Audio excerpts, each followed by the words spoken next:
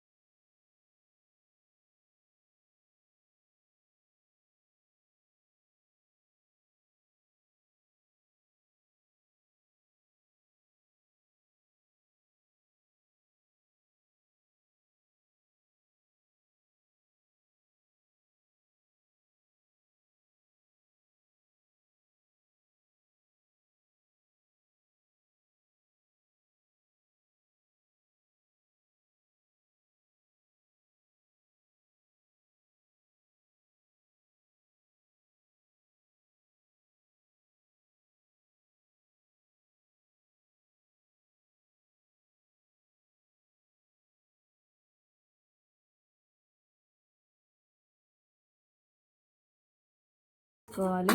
ఎందుకంటే పిల్లలు ఏరు పక్కన పడేస్తారు కదా, వండేదే పిల్లలు తినడానికి పక్కన పెట్టిన వీటిలో నుంచి ప్రోటీన్స్ అన్ని బయటకు వెళ్ళిపోతాయి కదా, అందుకనే వాళ్ళు తినడానికని వాటిని మిక్సీలోకి వేసుకోవాలి.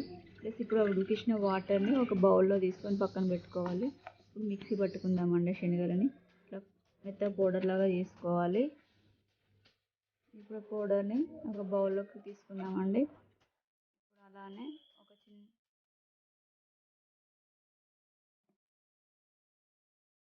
టమాటాలని చిన్న ముక్కల్లా కట్ చేసుకొని మిక్సీలో వేసుకోవాలండి.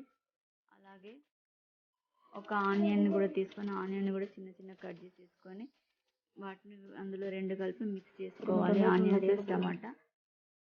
పోపులోనికి ఒక 2 పచ్చిమిర్చి తీసుకోవాలండి. ఆ పచ్చిమిర్చిని 2 చిలుకలా కట్ చేసుకొని అలాగే ఒక ఆనియన్ని తీసుకోవాలి. ఇప్పుడు ఒక మీడియం సైజ్ ఆనియన్ తీసుకోవాలండి. ఆనియన్ పొట్టు తీసుకొని చిన్న ముక్కల్లా కట్ చేసుకోవాలి.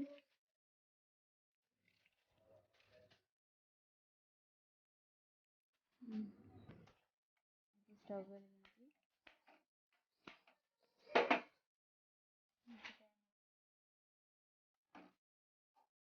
వెలిగించుకున్నాము కదండి. ఇప్పుడు ముక్కుడు పెట్టి కొంచెం వేడైనాక సరిపడా ఆయిల్ వేసుకోవాలి.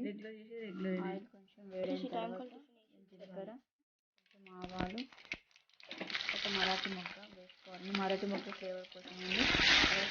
పచ్చిమిర్చి ఆనియన్స్ వేసుకొని అటు ఇటు కలుపుకోవాలి. అందులో కొంచెం పసుపు, మనం పేస్ట్ చేసుకున్న టమాటా ఆనియన్ ఉంది కదండి, పేస్ట్ వేసుకొని కలుపుకోవాలి. మొత్తం పచ్చిమిర్చి ఆనియన్స్ టమాటా గుజ్జు ఇవన్నీ కలిసేలాగా మిక్స్ చేసుకోవాలి. ఎంతసేపు మనం మిక్స్ పట్టుకున్నాం కదండి, ఆ మిక్సీ పట్టుకున్న శనగల పౌడర్ని అది వేసుకోవాలి. ఇవన్నీ కలిసేలాగా